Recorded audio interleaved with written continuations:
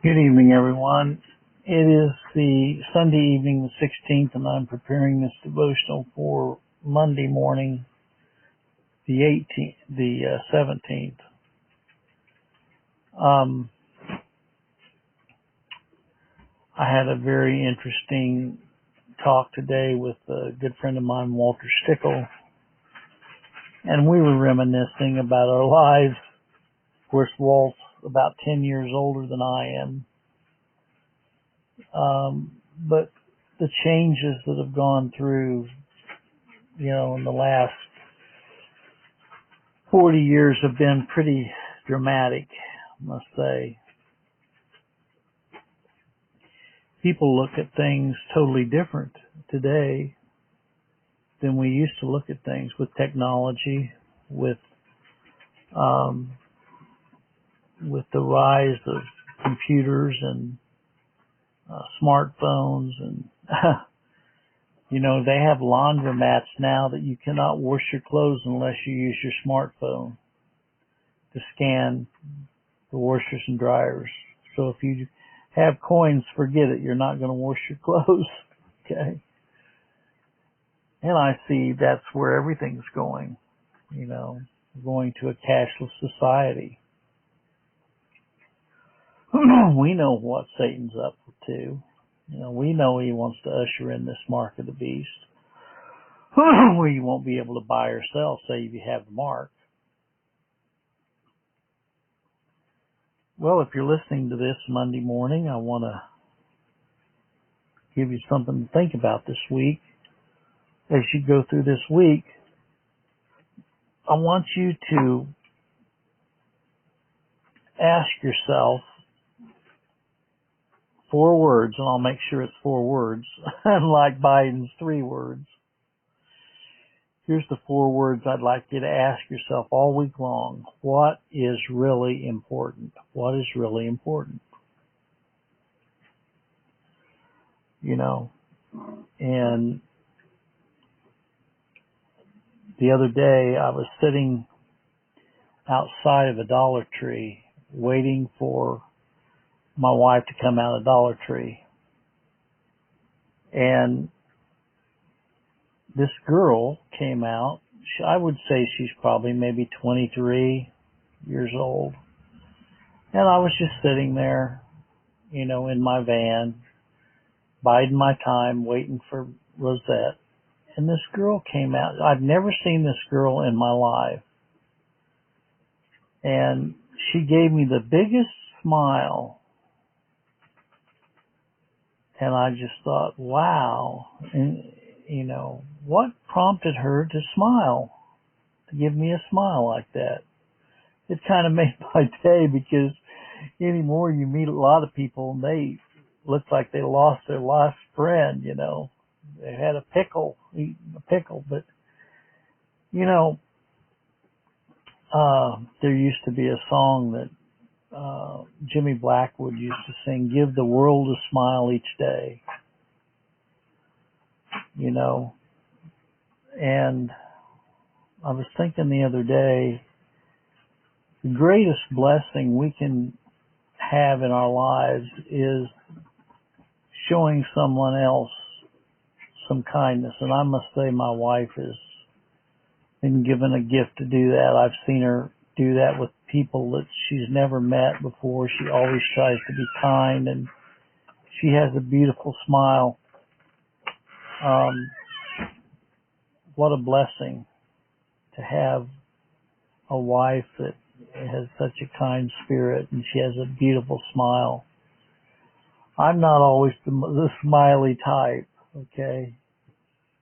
And I'm kind of grumpy sometimes, I'll admit it.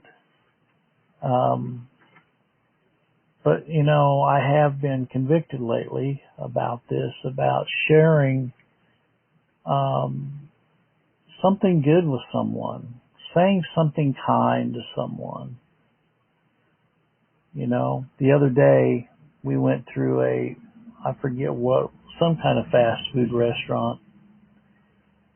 And this gal that was waiting on us, I think she was Spanish, or whatever. But anyway, she gave me a great big smile.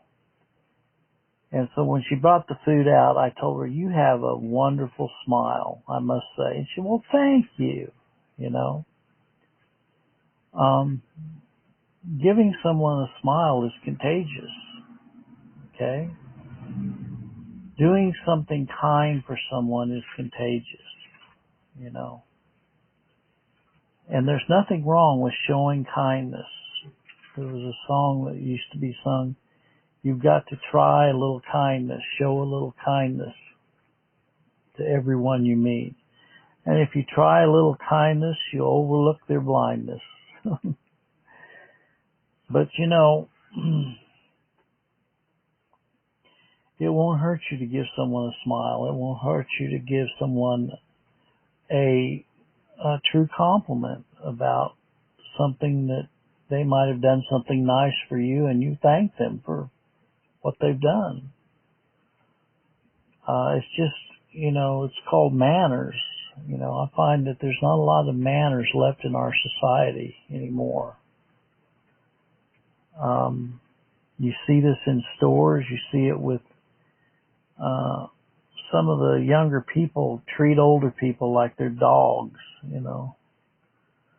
And every once in a while you'll run into a younger person that has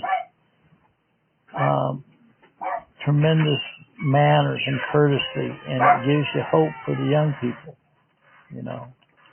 You might say, "Well, why are you talking about this?" Well, I think sometimes, you know, Walt has reminded me that people out there in the world are hurting.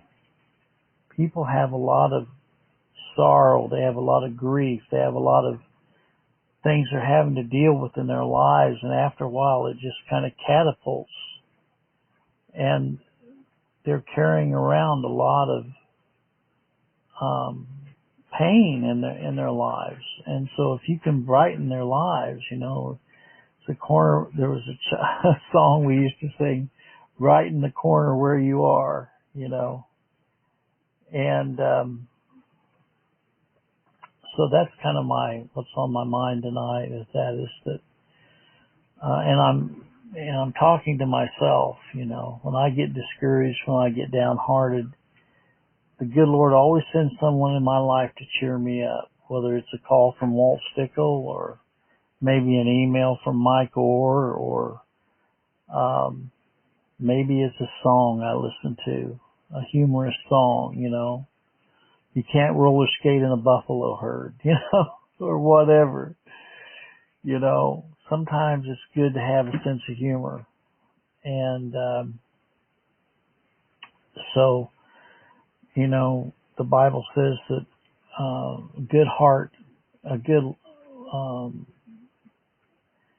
laughter is good like a medicine, you know. There's nothing wrong with laughing, and there's nothing wrong with joy. We're told that the joy of the Lord is our strength, you know. Used to sing a song, "I've got the joy, joy, joy, joy down in my heart." And so I want to remind people to never forget the great things God has done for us. Never forget the blessings that He showered us with. You know, never forget to thank Him for those blessings.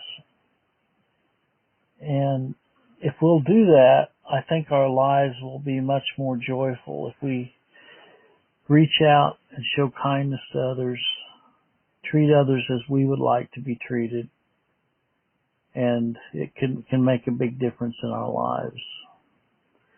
May the good Lord be with you today is my prayer. God bless.